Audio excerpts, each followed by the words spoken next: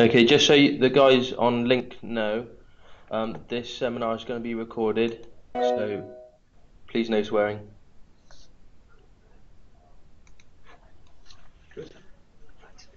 I thought about the top of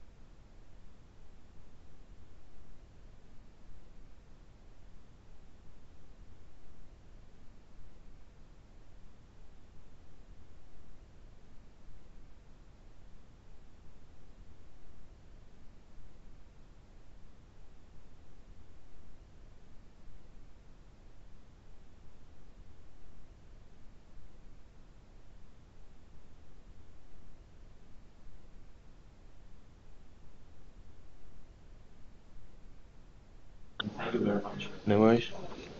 The mic is live, so hopefully everybody on the other end can hear us.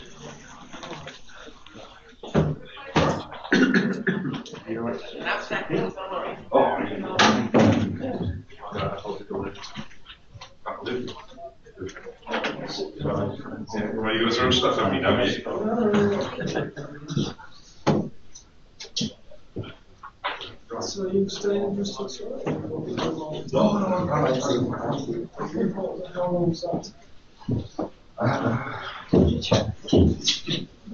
Our traffic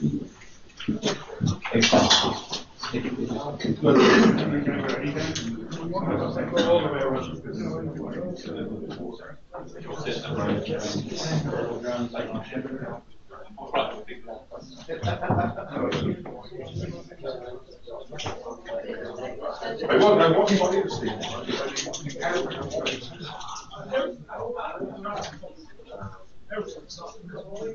yeah.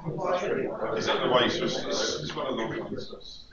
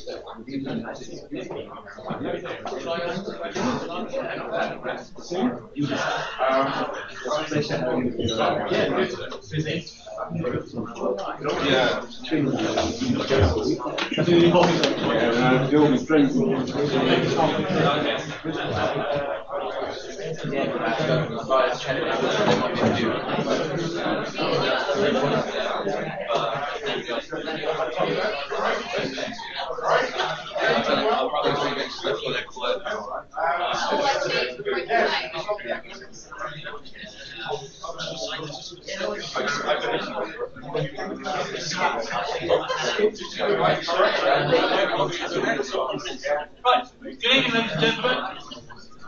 Thank you all for coming. My name is Tim Show, and I work for Fairholt Lighting as the regional engineer. For my sins, I'm also the City SLL committee member for South West, so it's me to organise this evening.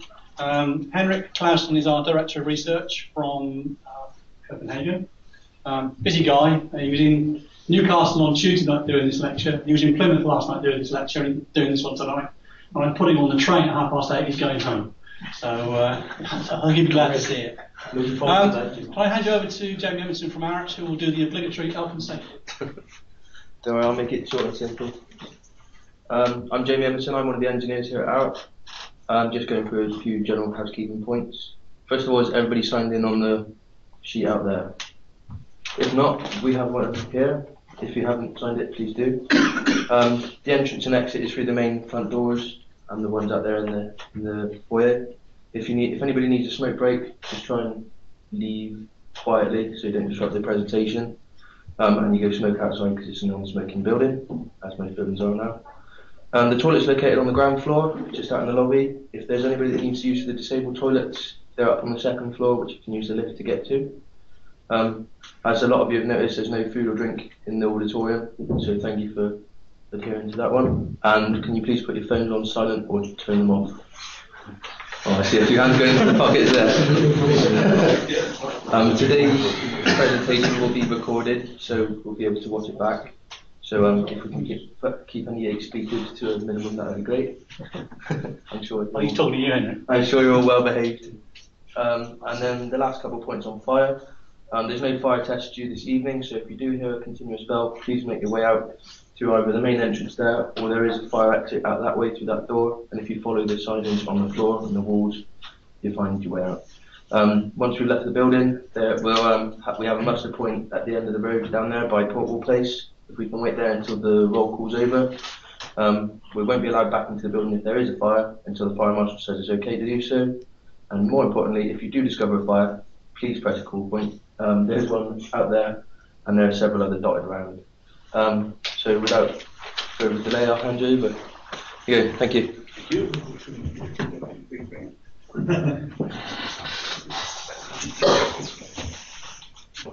Okay, ladies and gentlemen, it's a pleasure meeting you again. Some of you have shook hands with out there, and we actually saw each other before. Especially thank you to those who chose to come back after they have met me once before. I really appreciate that a lot.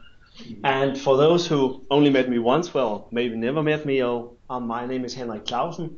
I'm Danish. That's why I speak with this weird accent, because that's how we are taught in schools in Denmark that English is supposed to sound. So you know, of course, better, but I ask you to listen with your heart, and you'll probably be able to understand what I'm trying to tell you guys. So having said that, I've been in the lighting industry for 28 years now. Always done engineering. I'm an electrical engineer from background, and the reason why I normally love to move around, and I would love to run down to you guys and look you in the eyes and see if you're with me here, but actually this mic sort of stops me from moving, so I'm much more immobile than I normally will be, so I'll probably be standing here pointing, very boring, and standing here talking because guys are with us. So bear with me that I'm not as dynamic as I would love to be, and I may not be as eager to come around with you guys as I normally will be. Well, back to this. In 2004, we founded the Lighting Academy in Copenhagen, and I was appointed to be the manager of that, and that's an internal education organization for Fagerhult lighting people.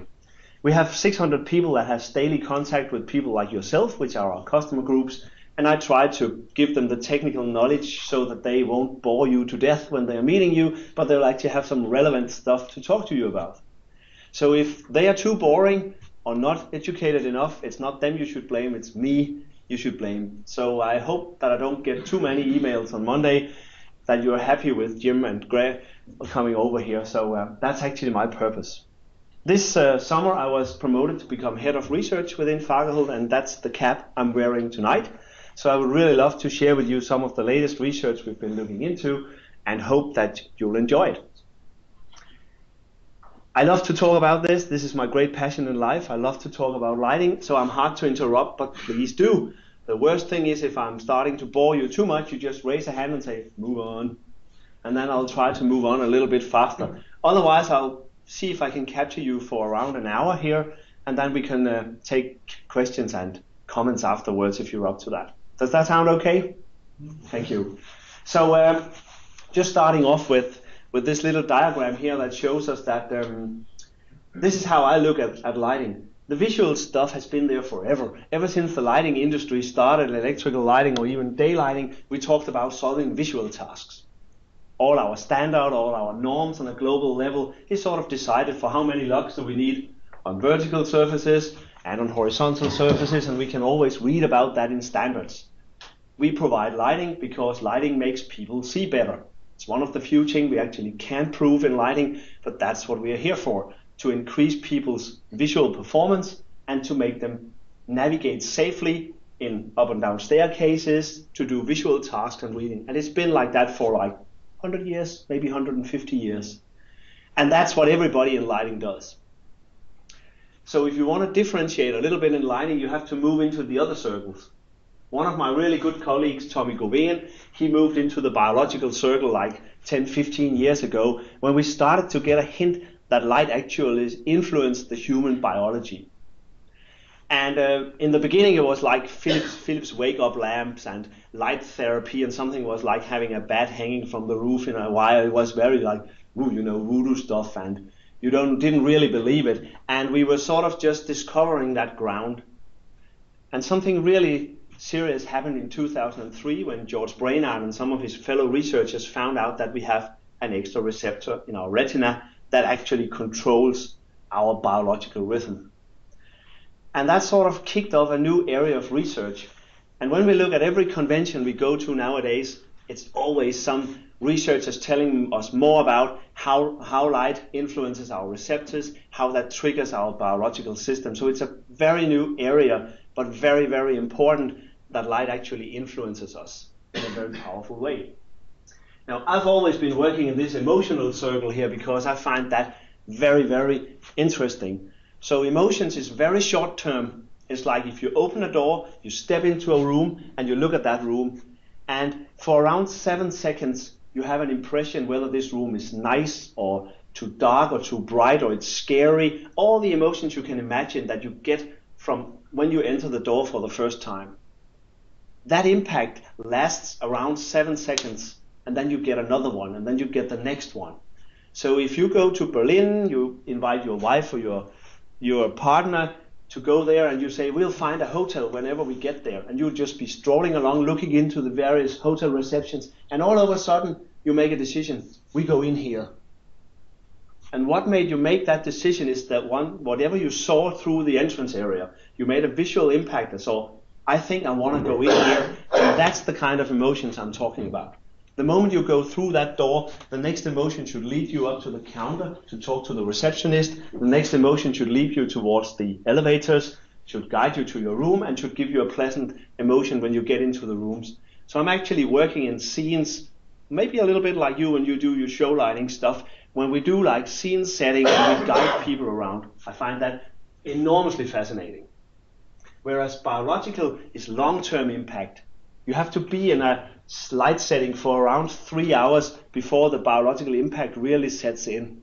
So when you go in here, you have an emotional impact. If I could keep you here for 3 hours, this lighting setting here would influence your biology, and during the entire time from you enter till you're influenced, you will have a constant visual impact. So when we talk about well-being and when we really feel good, that's actually when these three circles where they cross over. And UNESCO having defined 2015 as the year of light, and we talk a lot about human-centric lighting, which is lighting for people, not for surfaces, not for standards, but actually lighting for people. That fits very, very well with the integration of visual, biological, and emotional. And that's what I will try to cover tonight. You guys probably know a lot about visual, biological, emotional already, but I'll focus on the biological stuff that we know this evening. So you see, when we talk about the visual things that, and I said the standards are quoting that we want to have 300 or 500 lux on the table, maybe a couple of hundred lux on the walls or whatever. So when we do a light planning and we hand over documentation to the architect, the engineer, when the lighting designer has done it, we know a lot about the surface in the space. But we actually don't know how light is in a three-dimensional space. What happens between my hands is really hard to document. We know what happens on the wall and on the floor and so on, but what happens here? And the reason why that is relevant is because at a certain point of time, my head will actually be here, and it's really important how I look when I look at you guys. When we talked about the light setting in here, and I was asked how do I like the light in the auditorium, I said I would really have as much light as possible so I can see you guys. Because the moment you get bored, you get irritated, you get annoyed with me, I want to see it right away, because that's the way we communicate with each other. The moment I look at you and I look around at each one of you, when I see you're losing interest, I have to do something. And the moment that you can see that I'm either bored or I'm lying or something, that's all these kind of emotion that flows through human beings. So when Jim and I started doing lighting designs like 30 years or 46 years ago, which is really scary. So it's then we talked about solving visual tasks when we went to work. So when Jim and I went to work, we had a piece of paper, we made some engineering drawing, we typed that letter on an old-fashioned typewriter, we mailed it. It was very much work at the office. Today we work everywhere. We work with our smartphones in the train, our computers at Starbucks, we work at home. The reason why we go to work is to meet our colleagues and to share ideas. That's the only purpose to go to work. It's actually interacting with our colleagues, because I know Jim has slightly more experience than me. That's why I would like to meet him and share some of my ideas. There's nothing better than if a young guy comes in and wants to share ideas and the three of us are sitting together and suddenly that magic happens where people start to act in teams. So if we want to outperform our competitors, we need to be really, really good at working together. So the reason that we go to the office is to work with our colleagues. And that's human beings that are sitting in front of us and we are looking at each other while we are working, so that it's about how the light is on our faces, the color rendering, the color temperature, the angles of the light, all that stuff that makes us work together. Because there's a huge difference in having a telephone meeting, telephone conference here, or whatever we have, and then looking at each other. It's so powerful. That's why I come over here. That's why you spend an hour of your evening here, because it means a lot to human beings to see each other. Once we have seen each other, it's easier to have a video conference, and it's easier to talk on the phone, but we actually need to see each other. We would love to shake hands and look each other in the eyes, so that's really what it's all about. Well-being for people in the future in the office is adding all three elements. So today I would love to cover a little bit about biology. Are you with me so far, guys? Thank you. So when we look at back when Leonardo da Vinci started to open the brain and look inside what was going on in there, then actually he discovered the optical nerve that runs from our retina up through our brain and ends up in the visual cortex in the back of our head. If we've met like 15 years ago when I did these first presentations, at that time we still believed that we actually made an imprint of whatever we looked out here upside down on the retina, and we finished off the pictures on the retina.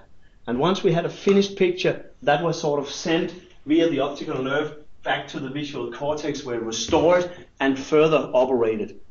That's not how it works. A lot of people still think that, but that's not how it works. Our eyes are like high definition video cameras with a very huge sampling frequency, and it just loads enormous amount of data into our visual cortex. But the pictures are not generated here, the pictures are generated here. So we don't see with the retina, we see with the visual cortex in our brain. About a third of the brain is located to handling visual input. So it's really, really powerful. We use enormous amount of our brain capacity to handle our visual input. And of course we are calibrated to live outdoor in daylight, where we have like 100% input, we have enough light, we have brilliant color rendering, we have all the sensitivity we need on our retina, so it's really, really good for working outdoor. We've known about that pathway and that system for around 150 years again, but not how it worked with the image forming, and we still don't really know that. The good thing is now that we can actually use MR scanners to do live scannings. So you can have a video screen in front of a person lying inside an MR scanner, and the moment you show him a picture of a cow, certain areas in the brain light up because the blood flow increases, and that's it. This is a picture of a cow. And then you can actually detect, when you look at the scanner, different patterns. And then you show a picture of a car, and you see other areas are like active. The best thing is actually when you close your eyes or blank the screen and ask the person to think of a cow, exactly the same areas light up. So we're actually visualizing, and that's why visualizing is such a powerful training tool, because you can actually close your eyes and activate the same parts of the brain as you do. So this is not something that we found out. It's actually portable and small and relatively cheap MR scanners that has shown us how the visual system works. And it's enormous spread across the brain and occupies, as I said, around 1/3 of our capacity to generate pictures. For some reason, that's not what I'm going to talk about today, so I'll stop that right away. What I will share with you today is the biological nerve, because we are calibrated for living outdoor, and if we're looking at somebody standing here, a person standing here, outdoor in the beach, at the beach, for instance, then this person we will be focusing on that person, and on top of this person, there'll be a beautiful blue sky. So if it's daylight, we're looking at that person, the picture of that beautiful blue sky will be reflected through the lens or guided through the lens and have an impact on the bottom of our retina. In the bottom of our retina, we have some receptors. We actually have them all over the place, but in the bottom of the retina, we have photoreceptive ganglion cells. Ganglion cells are like junction boxes that connect rods and cones, which gives us our color impression, our sharp center, and our night vision. And these are all gathered in ganglion cells. And around 3,000 of these ganglion cells in the bottom of the retina are photosensitive to a wavelength of blue light of 460 nanometers. So during the day, the blue sky reflects down here, and it sends off a trigger signal. And that trigger signal goes through the biological nerve and goes up to our hypophysis that regulates the daily and the seasonal rhythm. So the first purpose is to tell our body whether it's day or night and whether it's spring or fall. And that's all that information we get to our body through the daylight. From there on, it moves further down to the prolonged spinal cord, where it produces a hormone called cortisol. Cortisol is our wake up happy hormone. So if you have high cortisol level in your bloodstream, you are like waked up in a natural way. You are normally motivated, relatively happy, creative, and in a very good mood. So what you want to have is a high cortisol concentration in your bloodstream. If we move a little bit further from that, we come up to the pineal gland, which controls the balance of melatonin. Melatonin is our sleep hormone. If we have high concentrations of melatonin, we fall asleep. Hence, we use cortisol and melatonin as markers whether we are awake or asleep. So if we measure high cortisol, low melatonin, we are awake in a natural way, and when that balance changes to high melatonin and low cortisol, we fall asleep. So that's sort of a very basic version of telling you how this system works, and it's controlled by blue light with a wavelength of 460 nanometers, addressing these ganglion cells here in the bottom. That was discovered in 2002, late 2002, beginning of 2003, and ever since that it was like a new area of lighting started, because all of a sudden we had that in our toolbox as well.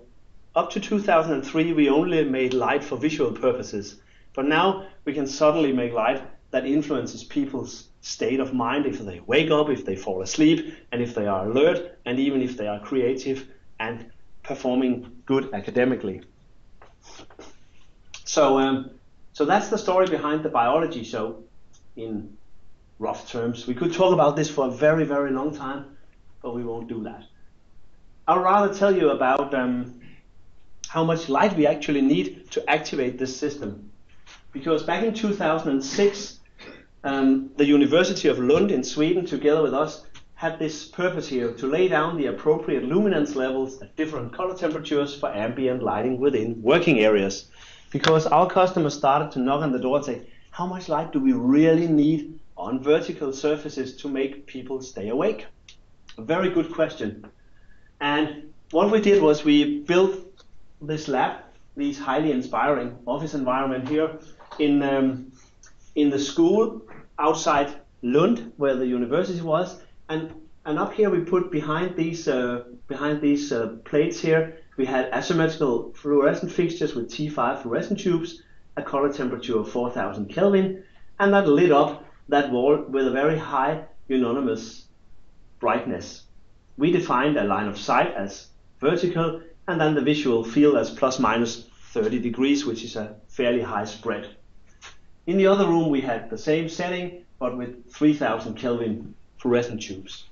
So at that time it was still relatively difficult to measure the cortisol and the melatonin content in the blood. We had to take blood samples all the time. So you put in a needle, put your hand on the dimmer, and then just started to adjust the lighting level up until it suddenly released cortisol into your bloodstream, and then you took a luminance measurement on that wall and took down that value. So we actually have a very well-defined brightness level in candles per square meter where we release cortisol into our bloodstream.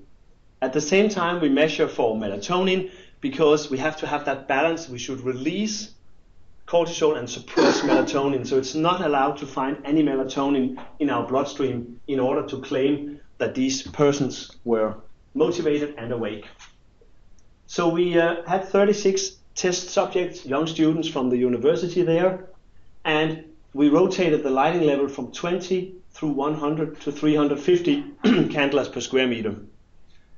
I don't know how many of you are used to working with luminance meters, but you know it's like a video camera with a cross inside, and you aim at the wall and then you measure for in that point. So actually we put a lighting measurement in the place where the girl's head is, aimed it at the wall, and documented the light setting for 20 candles per square meter, for instance. And we found out that somewhere between 80 and 100 candles per square meter is the value that triggers the biological response. So if you put a wall washer up here and you wash this wall with lighting, like up here is maybe 20, down here maybe 40 candles per square meter, and then you need to adjust it up to 100 to be sure, somewhere between 80 and 100, and then you will trigger the biological response. This paper was released by the University of Lund, and I had the pleasure of traveling the world and telling everybody who wanted to listen to it, and everybody else as well, about this is the findings, these are the values that count. So that was the first step done in 2006.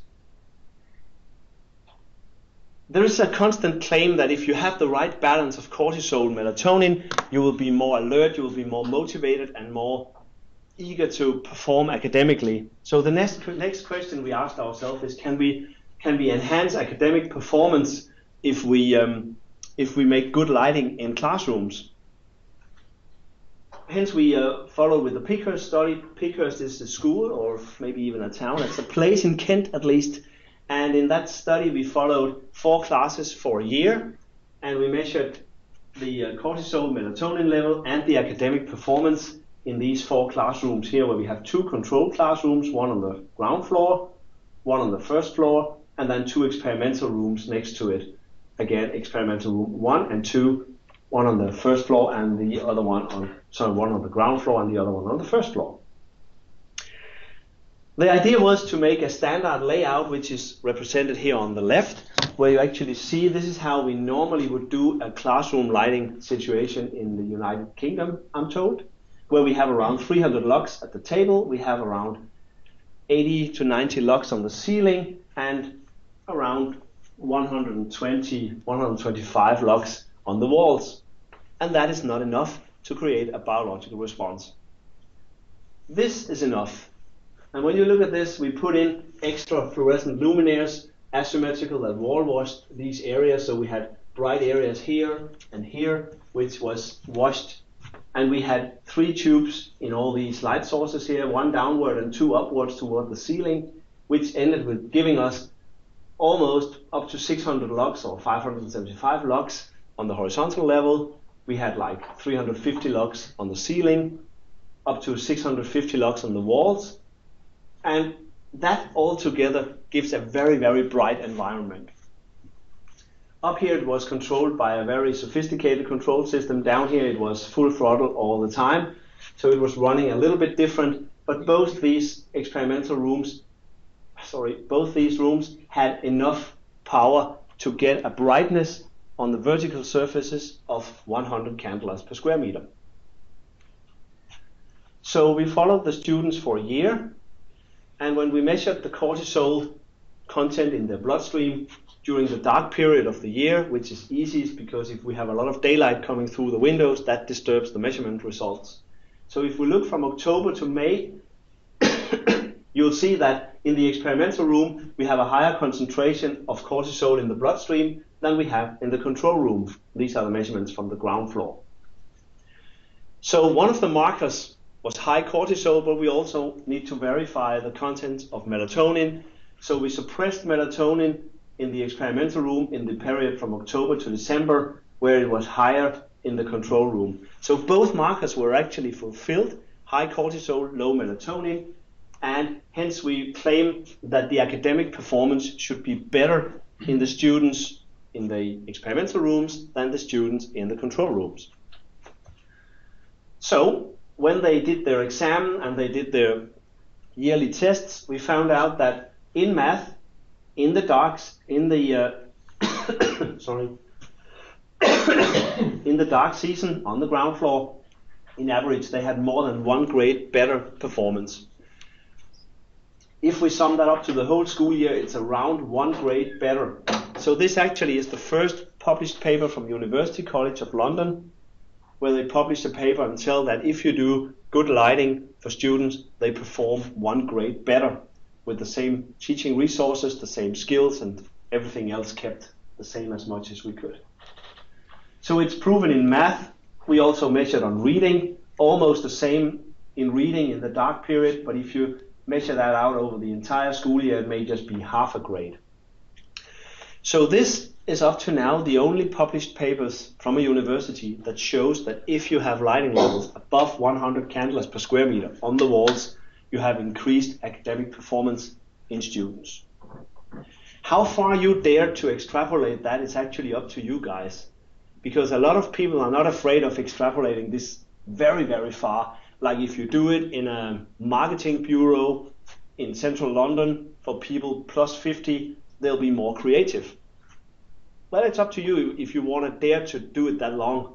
What we know for sure is in math and in reading, for some students in Kent, this actually increased their academic performance. So whenever you read something or a sales guy tells you that this fixture is developed for special to make people more creative, you just have to think about it's based on this. And whenever people claim something else, then just ask for the published paper. Of course, they'll send you a copy of the paper that's released if something is released. Up to now, nothing else is released besides this. We hope that somebody will reproduce it again, and we'll hope that we can show you further results in that area. But this is actually where it all started back in 2009. The challenge here is the energy consumption, because if we want to release that much light, it takes a lot of energy. So we cannot fulfill these kind of lighting levels within the energy codes that are available for us in the Europe, in the EU, or even in the UK. You see, especially in the dark period, January, February, March, we are like 15% more energy use, and the same over here, October, November, December, we are peaking extremely high in the control room or in the experimental room. So if you feel like doing something like this yourself, you're the best.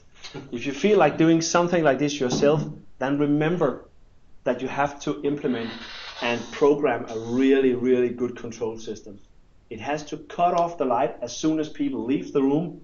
It has to recognize how much daylight contributes so you can dim it to the lower level. That's the only chance you have to stay within the energy limits. And even then it's difficult, but it is achievable if you do that.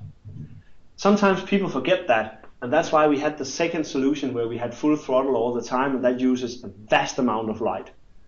So a vast amount of energy for lighting, of course. So you have to think about the commissioning, the installing, and the purchasing of a really, really good control system if you want to test this out. So that's just a little reminder. It's not just buying more light and more fixtures, otherwise you will shoot your energy consumption through the roof. So this is how far we went with this one. Now, it's nothing just that we found out overnight that we wanted to work with classrooms. It was a decision that was made back in 2001 that we had to focus on a certain area. It might as well have been healthcare, it might have been offices, but we chose to focus on school lighting and light for pupils. So the first question we asked ourselves, do we prefer direct or indirect light in classrooms? And we found out that suspended fixtures with 50% up and 50% down actually gave the most pleasant environment for school lighting. And then suddenly there in 2002, they started to discover the third receptor. And that gave us a little wake-up call, because this wasn't that interesting anymore. It was much more interesting what was going on now. And 2007, we presented the first study I showed you about color temperature and brightness. So just if you only take one thing with you from tonight, is that color temperature is an emotional thing, intensity is a biological thing. It doesn't matter if you have the 100 candles with 3000 or with 6.5, it's just a matter of 100 candles per square meter. It might feel nice that if you have very powerful light that it's more cool, but that's the emotional thing. It'll work just as well with 3000 as with 6.5. And very often people mix that together. They think they can make biological active lighting by changing the color temperature. It won't work. It's only intensity, so we cannot get around that. But we can make it more pleasant to change the intensity to low values with a warmer color temperature and go to high values with a cooler color temperature. But we've known that in lighting for many years, that that's the nature of it. So actually it doesn't really matter on that point. In 2009 we did the Pickhurst study to see if ambient lighting affected learning. Yes, it did. If you have enough lighting on vertical surfaces, you increase academic performance. In 2011, people started to say, that's very fine, all your tests has been done with T5 light sources. What about LED? Because you can only prove or in the published papers, it's only proven that it's T5 that creates this effect. So we had to reproduce it with LED, and we got virtually the same results. So that's actually replaceable or substitution, whatever you would call that. So we moved towards 2013, where some people said, this is all very nice, but you did it with small children in Kent. They were like 12, 13 years old. What about adults? And hence right now we are doing it on a university level with students between 19 and 21. And we are doing it with indirect LED lighting, because we think that if we illuminate the walls indirect with LED and the ceiling up to these 100 candles per square meter, it will trigger the biological response. This paper is going to be published during 2015, most likely in October. What we have now is the measurements of cortisol and melatonin, and they have the same markers as the one I showed you earlier. So in the adult persons of the university, we have the right markers, but we haven't yet the academic performance. So we hope that next time we meet, if we ever meet again, then it will be possible for me to show you the results in academic performance in adults instead of the young people. So that's where we are today. And so this is just not something that you found out overnight. I want to do a study in a school. It's really a long-term journey. And we will probably stay within the area of schools and then try to enlarge it a little bit, say, we can take this into offices. We can take it into healthcare, but we'll be a little bit careful with that. So that's where we are today. Now, I'm having sometimes a little challenges in explaining all this to people who don't work in the lighting industry. So I would love to share with you what we do now to try to tell people how this actually works. And in order to start with that, we need to understand how our vision system works and how the eye works. And in that respect, I always have this Danish 2 kroner here, which is a small coin that I normally show the audience. And I said, why do you think I will show you this coin? And people say, I don't know. Well, they don't know. It's because this is exactly the same size as our eyeball. The human eyeball is round. It's inside our eyes, inside our eye sockets. And if you look at it and you measure it, you will have a diameter of 24 millimeters in average. That's the size of our eyeball. So when we look at the size of our eyeball and we take that, the next issue we need to address is solid angles. Do you know the measurement unit for solid angles? Yes, you know, steradians. People are nodding, yelling steradians. Thank you very much for that. So it's really great. But a lot of people say, what? They say, never heard of it.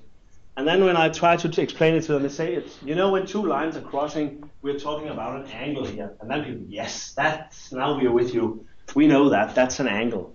But as soon as we talk about optical devices or navigation in space, like when we see something through our lens and it hits our retina, then it becomes a solid angle. And a solid angle is like a circle, like when Mickey Mouse is going with his torchlight. It's in the cartoons, it's always like a cone in front of that light. So people know, okay, now we know what he's getting at. That cone in front of Mickey Mouse's torchlight, that's actually describing an angle in space, and a steradian is the measurements. Because we need to know the intensity, which I've talked to you about in the beginning. Now we also know how big an area of the space in front of us need to be covered by that intensity to trigger that response. Because it's not enough just to know the power, we also need to know the area. And if we have this image here, whatever we see out here in the world is going to be reflected back on our retina. And if we do a little math here and we say we put this area here like 50 centimeters away from the back of our retina, which is somewhere in here, and then up here, then 50 centimeter. I chose that because that's approximately, if I stretch my arm out here, then from the back of my retina to the surface of my hand is approximately 50 centimeter. So all I need to do is calculate what will the size of that dish be then, and it'll be 40 centimeter in diameter. Then we are looking at an area of 0.5 steradians. And in order to show my students at university that, or show it to my customers, ta-da, I made a dish 40 centimeters out of clear acrylic, and you can hold it like this, and then you can actually see how big an area of the space in front of you is covered by 0.5 steradians. Because that area needs to have a brightness above 100 candelas per square meter. So if you're holding it like this, it's a pretty big area. It's comprising the seats, the walls, a part of the ceiling. But if I'm looking at this, it's actually just that part of the wall here. So you know when you see wake-up lights or light therapy lamps, they are normally the size of a computer screen and people are supposed to be in that distance. That's because it has to activate this 1.5 steradian area. So you can give this to your customer, give them in the hand, and then they can start to look around and see what kind of the space needs to be illuminated to 100 candelas or above. Candelas per square meter or above.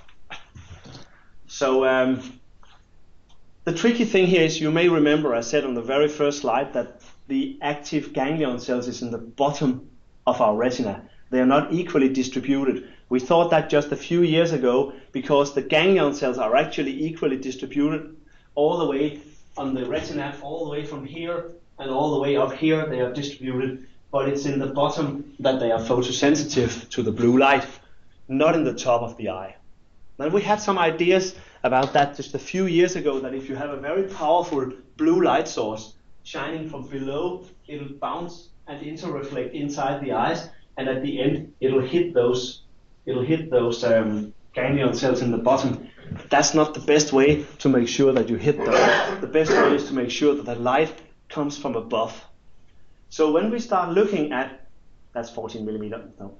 So if we look at this eyeball from the side, and we're looking at something out here, you know that whatever vision, this 2 degrees sharp center vision, the size of our thumb, is that's when we look at each other. When I look at one of you guys down there, the rest gets blurry because I only have a 2 center sharp center vision. And that's the impact that hit our fovea, which is where we have high resolution, low sampling frequency, perfect color vision, and perfect sharp center vision.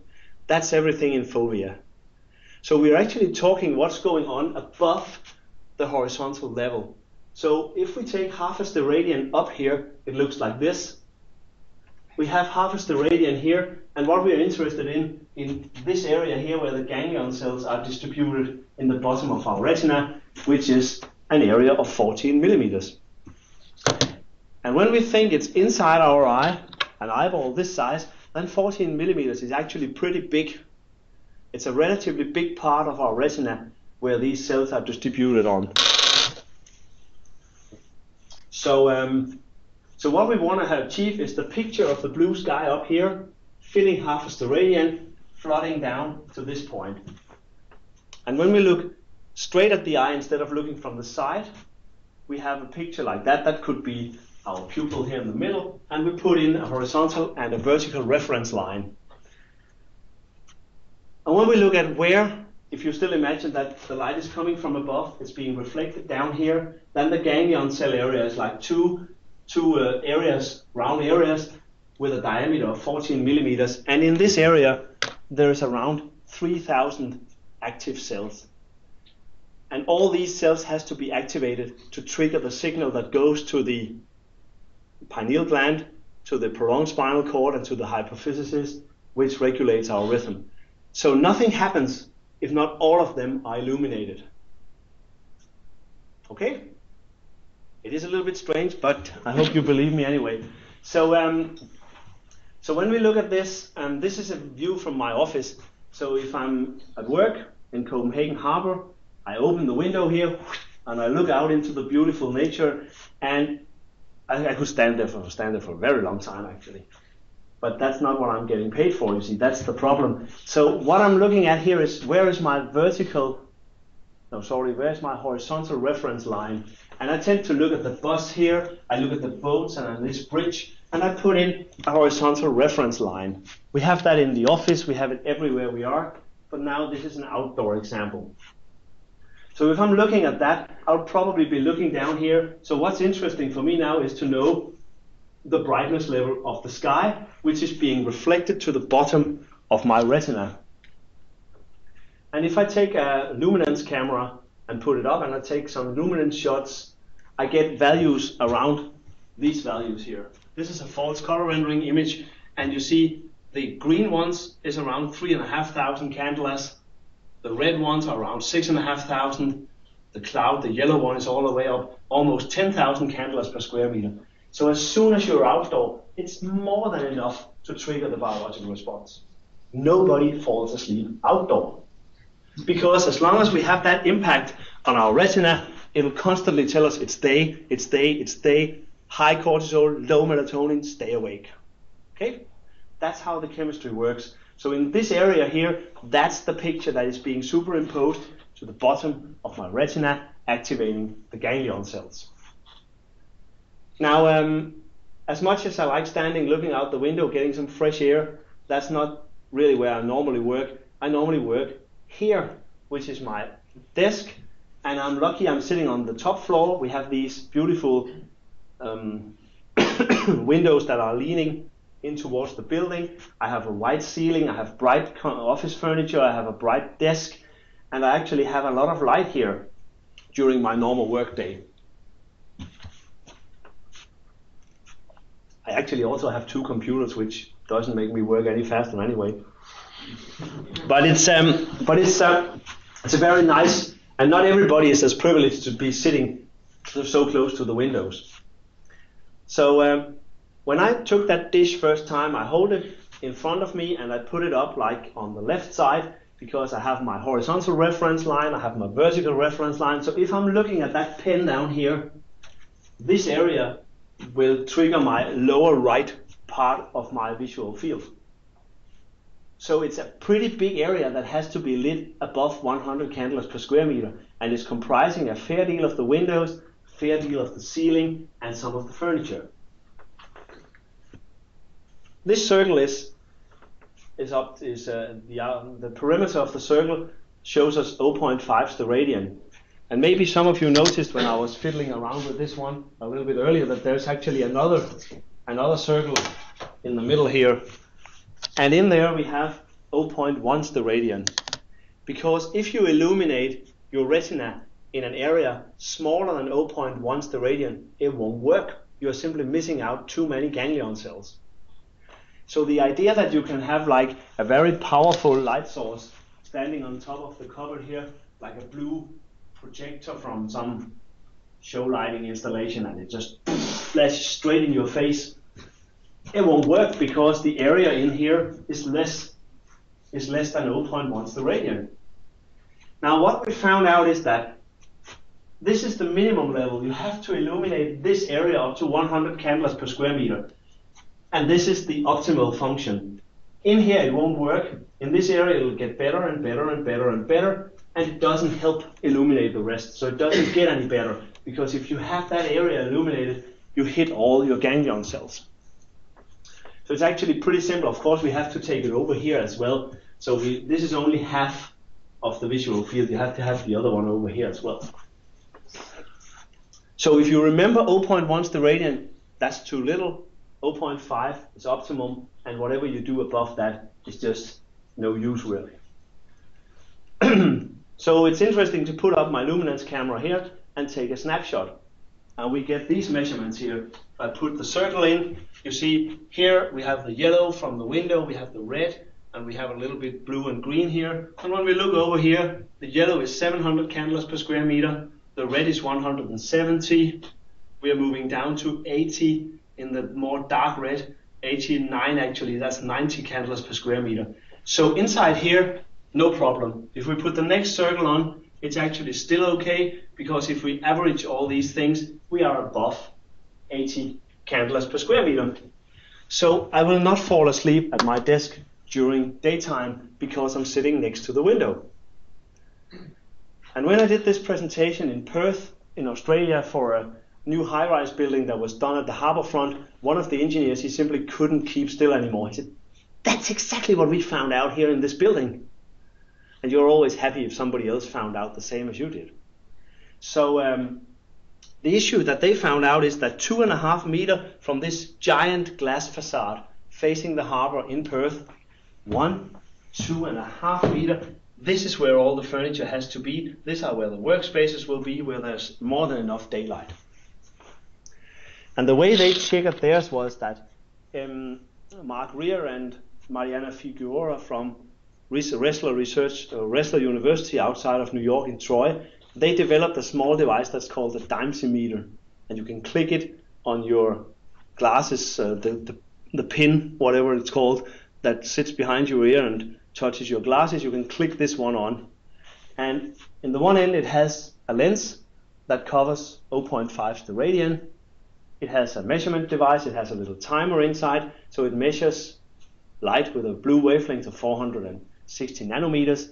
And when you carry that around all day long, and whatever you look at, it sort of records, and then you take it off in the evening and put it into the USB of your computer, you'll get a nice graph that shows you what time today have you had enough daylight to stay awake in a natural way.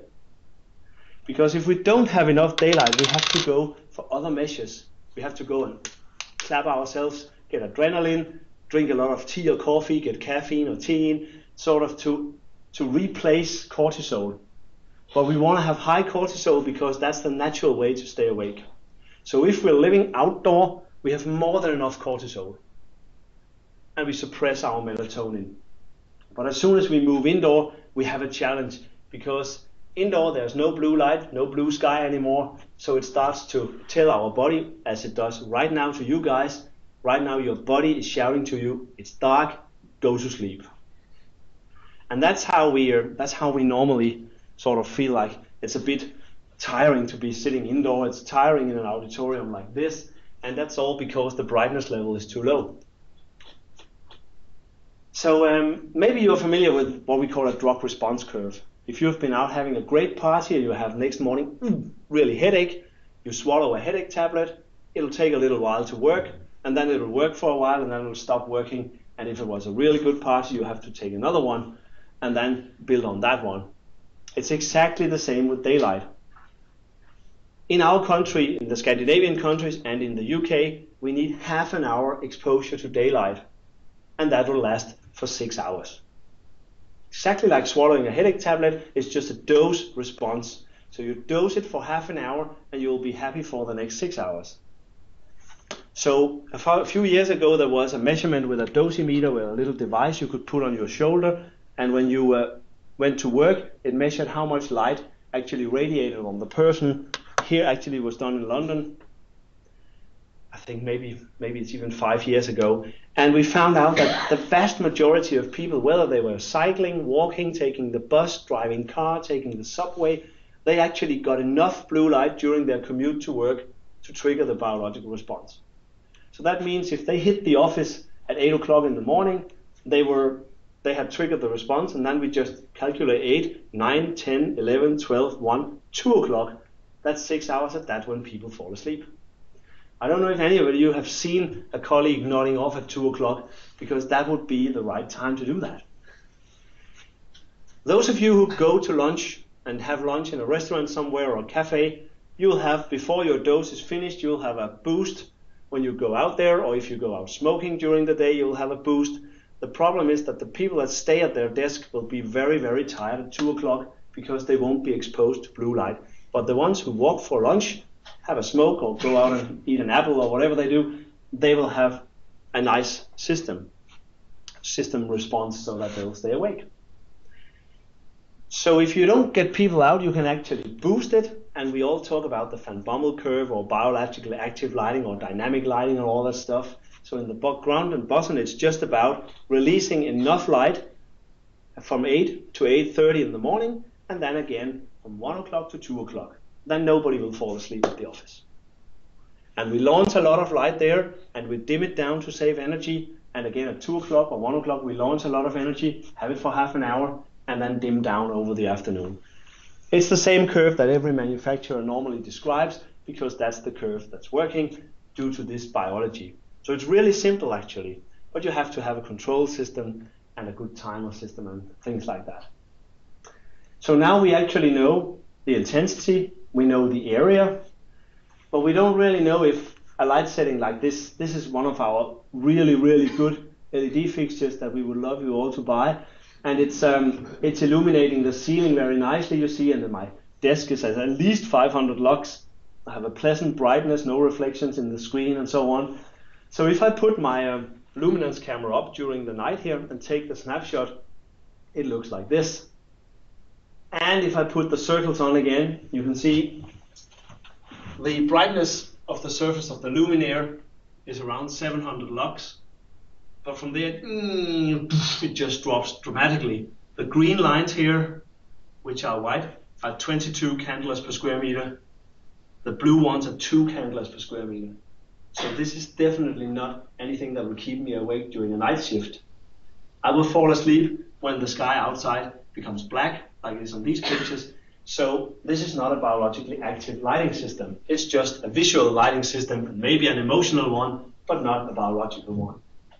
That wasn't specified for me that I wanted that, but if I put it into my specification that I would want you to plan a biologically active lighting system, then you have to look into some of the standards that are describing that. And one of them is the DIN norm that Germany released in April 2013. It's 68 pages. I tried to condense it in this PowerPoint, but it says very precise intensities, areas, and timing. And it even suggests color temperature. So in that standard, you have the book, the manual, how you can do biologically active lighting system that makes people stay awake during their workday, maybe even during night shift if that's the case. So it's no longer like hocus pocus, it's actually put into a standard. And if you offer a biologically active lighting system to a customer and it won't work, some judge or some lawyer will probably look into the standard and see, okay, these specifiers have specified a biologically active lighting system with these and these and these criteria. How does that look in respect to the standard? Just as we use any other standard. So think about it. If you actually use that wording, biologically active lighting, that's a standardized thing.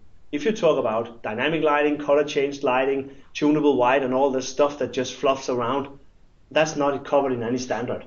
So be aware that if you use that term, you can actually be held responsible to create a biological effect in people.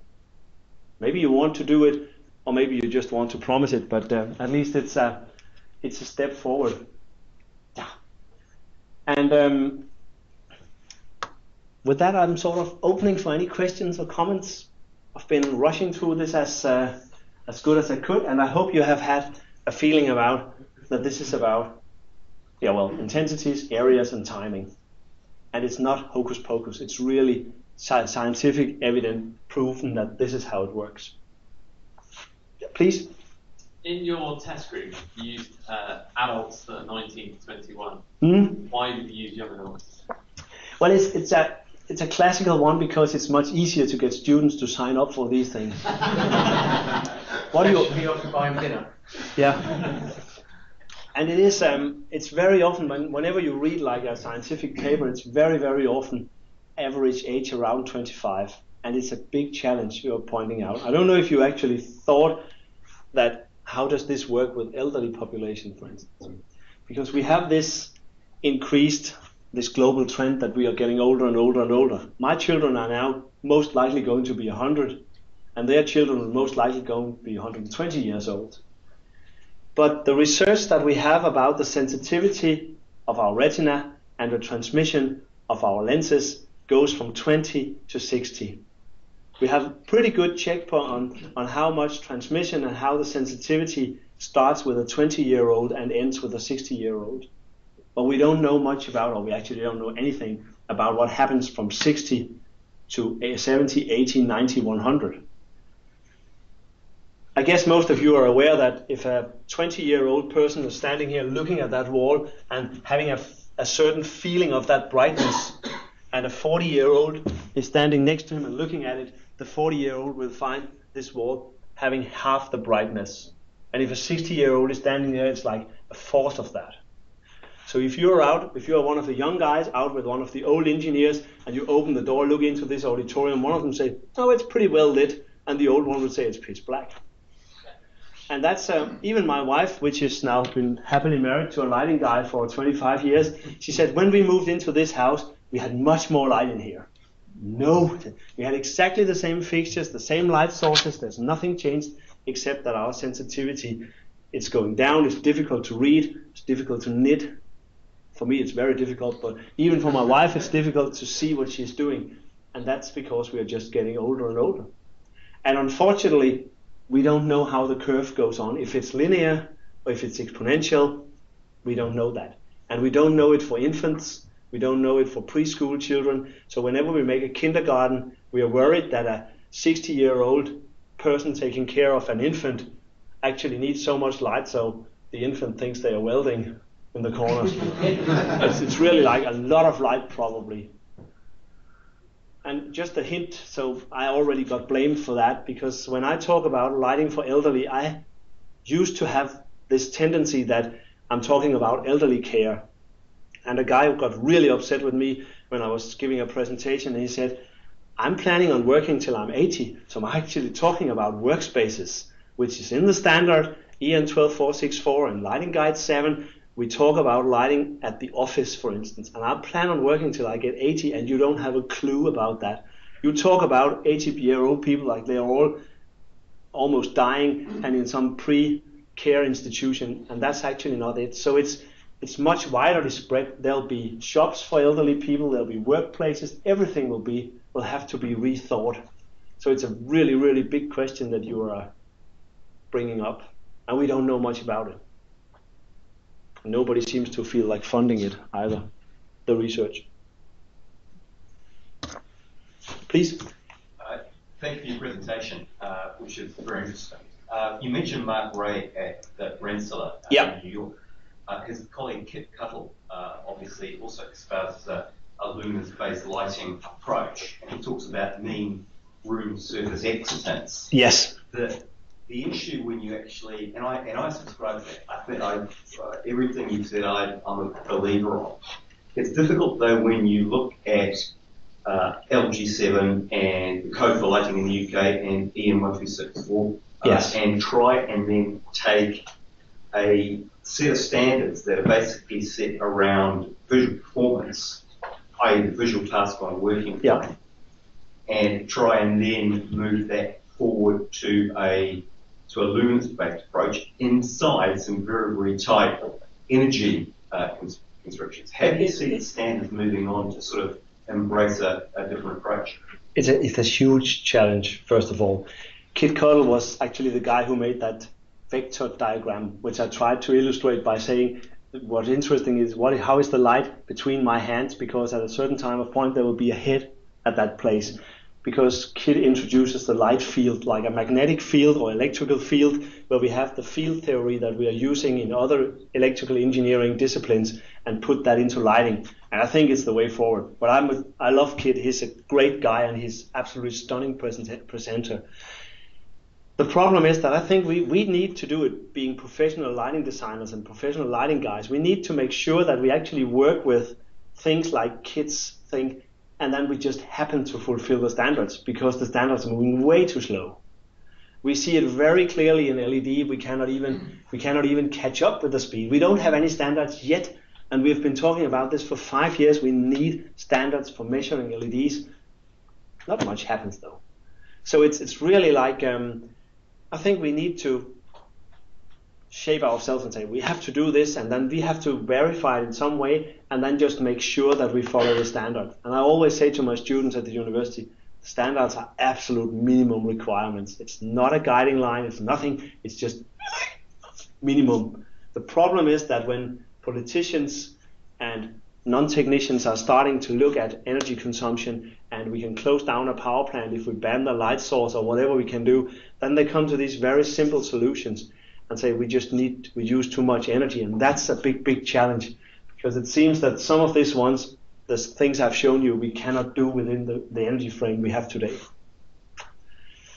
So what I can urge you to do is like measure and document how often, how long time a space actually is used, so that we can talk about LENI, which is lighting numeric indicator or something.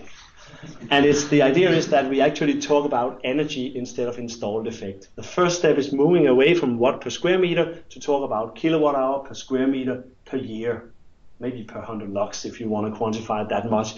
So we actually talk about usage, because a lot of people assume that an office space is used 2,500 hours a year.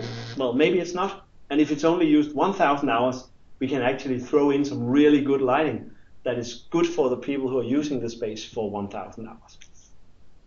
But it's a really interesting thing you have, and I think the standards are not following. Yep, please. You're talking about introducing blue light to suppress melatonin, but there's been one or two stories about LED and specifically blue LED. Is there any research to that as to whether there's any harmful effects? Yes. Well, the first thing is, if you have been any customer on a regular basis, I would normally give you the standard answer that we cannot buy a chip that is emitting too much blue light according to the health and safety standards. We can simply not buy them from Philips or Samsung or GE or anybody. So if you ever buy a light source based on an LED, already in the very early manufacturing stage, it's made sure that you won't go beyond the limits that is defined by health and safety. So that's the first one. The second one is that, or the more serious one is that our sensitivity in the ganglion shells changes dramatically from day to night. At daytime, because we have these really high daylight impact, we have the sensitivity of the ganglion cells all the way down. And once it gets black, the next job the ganglion cells has to do is wake us up at the dawn of day. So when we have the very first blue rays coming from the sky, they actually have to come through our window, come through our eyelids, hit our retina, and activate our ganglion cells so we wake up. And to do that, we need to have a very high sensitivity on the ganglion cells. So from 4 o'clock in the morning until daybreak, we have an extremely high sensitivity. And if you have to do, like myself, visit the toilet at that time, and you have an LED bulb in your hallway, that kind of blue light will be enough to trigger the response, so it will be difficult for you to fall asleep again when you go back into your bed and you think, oh my God, I have 2 hours. Put on the blanket and nothing happens, because you've been exposed to blue light out there, because your sensitivity is extremely high. So I would really say try to avoid LED at night. But that's Henrik saying that to you. I cannot say it as the industry because we've put LED everywhere now. But it's really not a good idea. If you look at the backlit devices like flat screen TVs, computers, iPads, mobile phones and stuff like that, it's now recommended that you don't use them 2 hours before you go to sleep. But none of us does that, right? So especially the last thing I do with my son is I go in and flip his screen in and say, go to sleep. But I don't know if you've seen, but a couple of weeks ago they released the research paper that people who read ebooks on Kindle, the paper simulated ebook reader, as opposed to iPads, they fall asleep faster and they sleep longer. They fall asleep 10 minutes faster, and on average they have half an hour longer sleep during the night. And when Jim and I were kids, we were lying there with an incandescent lamp, almost no blue, a lot of red, and it reflected on a paper, so it was like, and we read boring books, that doesn't make it better. So we were actually reading there, and after a while we hit ourselves with the book and fell asleep. Today you can actually stay awake longer if you read on an iPad, especially if you have the intensity all the way up, and you're really looking at that intense blue light that's keeping you awake. So it's a willpower thing. It's not like a sleep thing. You have to say, it's 11 o'clock now, I need to go to sleep. So it's a deliberate decision that you make. You switch off the iPad, you put it aside, and you're lying there, waiting to fall asleep. And you, on average, wait 10 minutes longer than the guys who read on the Kindle or the old-fashioned books. So don't use these kind of devices when you are planning to go to sleep. I got a question. Because for this view, when you're working in office, you're facing the sky. Yes. So it's quite possible you get a glare problem. But how to balance the glare problem, visual comfort and biological effect during the study? Ooh, that's a tough one. I think we should meet in a year or something, because I was being a guest speaker at a seminar conducted by University of California in Vicenza in Italy, where we had a 2 weeks course that was called Daylight Thinking. And we met a lot of lighting nerds from the electrical industry with a lot of lighting nerds from the daylight industry. And we tried to find out how we could incorporate these things, because glare ratings from daylight and from windows and from electric lighting, they just don't mix in any way. And even though we put it into the national standard like EN 12464, that you can achieve the 500 lux you need either by electric light or by daylighting. It's the first time we did that in the revised version of that. So we don't no longer say that we want it from electric light. We can actually get it from daylight. We have severe glare problems, and we cannot. The picture I showed you here, this is really, you shouldn't ask such good questions. You keep them for some other day. The problem is there, like, even though they are in the same position, that LED luminaire and that window is really, really different math. So you cannot say that this has a glare ratio of 19 or so, and the window has a different glare index. So it's really not compatible. So what we wanted to achieve in these 2 weeks in Vicenza was to see if we could somehow harmonize the entire lighting thing, and we could start working together with daylighting people and electric lighting people in a different way. We didn't get that far though, but at least we had the first try. So it's a challenge. That's all I can say really, because we can't combine it. Henrik, did you mention about the Kuala Lumpur conference on the glare? No. I say that again, sorry. You mentioned about that you were Kuala Lumpur and they were talking about the change of glare calculations from luminaires to LED. Yeah, well, it's a big issue that you're touching, but you guys are like, most of you are probably British, and you know that in the 1930s, Hopkinson and Einhorn made these formula that's based on the old BZ method, which was like globes and shades like that with incandescent lamps. And yesterday I was told you have bayonet, you don't have screw in, so it's like, and these were very, very easy to work with, because a globe looked the same, no angle, what angle you looked at it, and it had the same intensity distribution all the way around, so it was very easy, and the mat was actually fitting pretty good. When I graduated from university 30 years ago, we started to talk about long fluorescent fixtures, and we had like a different form factor. We don't have a round or a shade anymore, we had a long one. And we had double parabolic louvers coming, blank and all that stuff. And we needed to introduce a new way of working where we talked about it on the length and the crosswise section, and the glare ratio changed. But the surface of the light source was still so big, so it didn't matter. The problem is now that we are squeezing out the same amount of lumen of a 2 by 2 millimeter surface instead of like a globe or an incandescent lamp or a long fluorescent, and the resolution of our retina is almost the same as the size of an LED, a chip, a minimum chip looked at a fairly big distance, and the matte just doesn't work. And we're really facing a challenge. When I say the matte doesn't work, it's maybe a little exaggerated, because it seems that if you're looking at a fixture with fluorescent tubes like the one we have over here, and you replace fluorescent tubes with LED in the other one, we would get the same glare ratio index, because we have the same intensity distribution, the same luminous surface, and the same luminous flux. So we would get the same number. But when you look at it, this one would be more glary than that one. And that's sort of the realization we've come to, that it looks different even though we have the same documentation. So when you are doing a discomfort glare documentation and you're looking at your dialogues calculation and you get 19, you have to be aware that if you put in LEDs, it will probably feel like it's more like 20 or 22. And we are facing, how do we deal with that? It's simply a matter of the math doesn't add any longer. It's worked very well since the 1930s, but it's beginning to be a problem. And the challenge is not so much if you have an opal surface, like say like a 600 by 600 fixture with an opal surface, it doesn't really matter whether they are 4 by 14 watt inside or an array of LED, because it's still an opal surface. But if it's a clear surface where you actually can see the dots, that's when it starts to take off, and we cannot really rely on our UVR calculations anymore. But we're looking into that as well, us blessed glare nerds.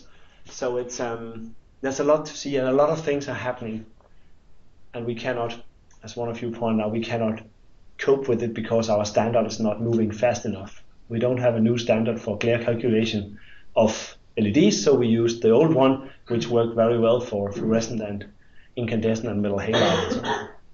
Was that what something like that? Good. So maybe we should throw these standards out of the window.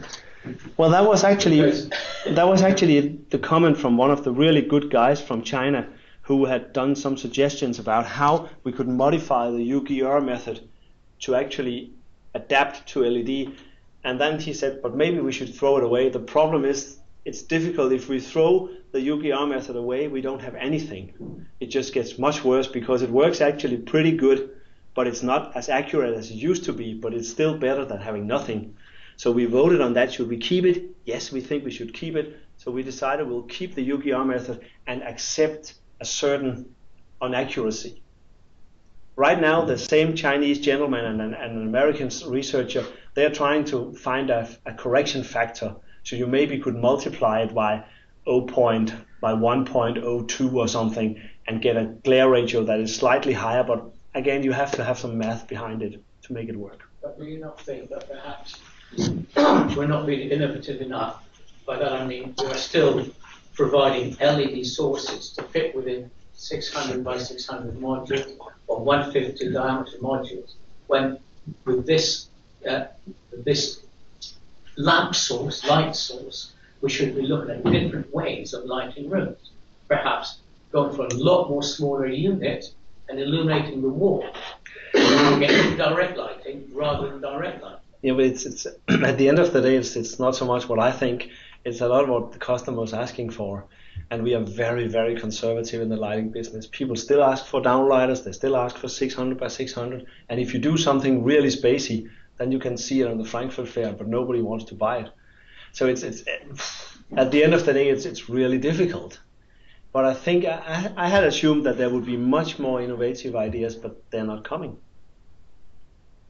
So I am a little bit sad about that, but so am I. But what we do is that we save a lot of energy and we increase color rendering now, and there are many good things as well, but it's not as innovative as I have hoped for. But we'll always have these problems, and call them that, if we stick with the current luminaire types instead of looking for a different way of lighting the room, which is what this is all about. Yes, it is like, I hope it inspires you to think about lighting in a different way, of course. That's why we do these kind of presentations, like saying this is how it looks right now, and whatever you can think about, well, this one will help you. This is actually, we are in this paradigm shift where we are really moving fast now, faster than the standards and faster than customer demand, and a lot of things is going on, so it's very exciting times. Maybe I just should try to close. Yeah, try to close, yeah.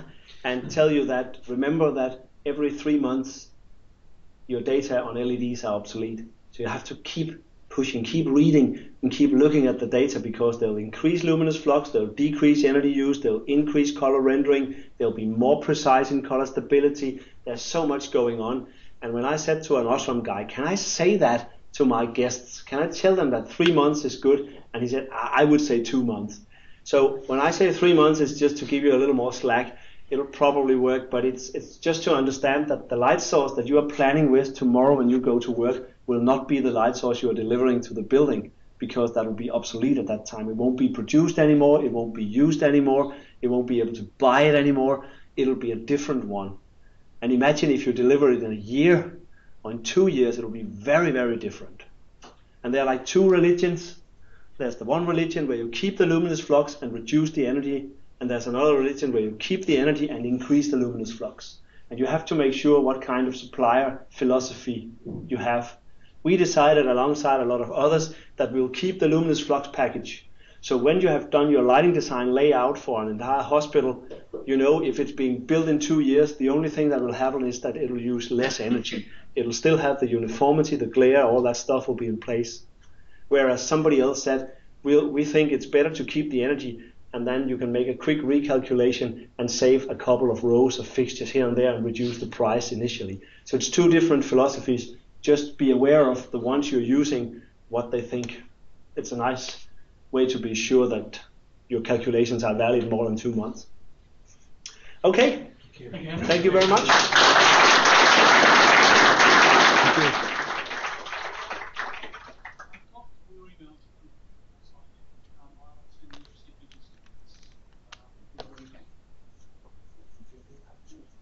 Yeah. There's plenty more food outside. I just took the USB remote to one. Do you think that works? Yeah, I hope so.